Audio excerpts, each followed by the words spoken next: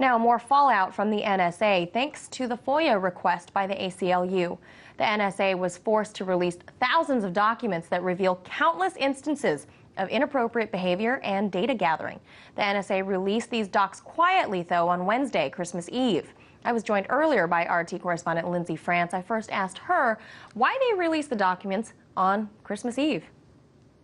Well, yeah, that's what a lot of people are saying. I mean, it can't be ignored. If the government or anyone, even a celebrity PR representative, wants to drop a bombshell, it's best to do it when people are a little preoccupied. And 12 years of oversight reports, that kind of qualifies. So it's not a surprise at all that this was released on a day when people are drinking eggnog and opening up gifts. If I worked for a big agency that needed to tell the public information it didn't want to release, I guess that's the day I would pick as well. Nice and quiet, right? Not a creature was stirring. So thousands of pages, much of which was heavily redacted.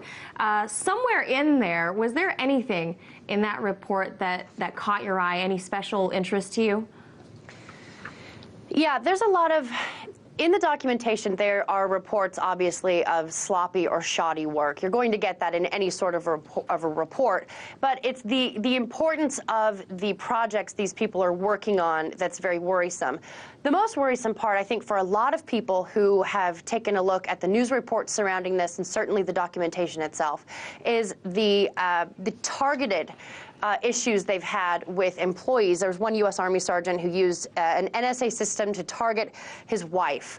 There was administrative action taken against him, but it's when the public is so set against a program that is this big and this overreaching, it's these sorts of things that really set people on edge. And really what it points out is the level of individual power people within this agency have to operate.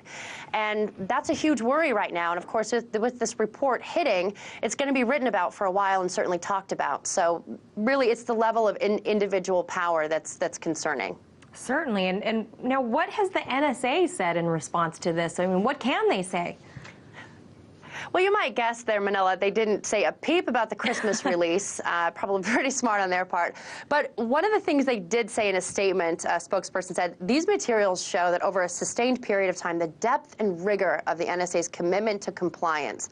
So essentially, they did a good job, pat themselves on the back for submitting reports and keeping track of problems in a system that many Americans feel is infringing on our constitutional rights. So at this point, no matter what they say as far as how well done this report was, for a lot of people, it's just not going to be good enough. So just so we're clear on this, the NSA is actually patting themselves on the back for being aware that these indiscretions were going on, and they kept track of it. So good job.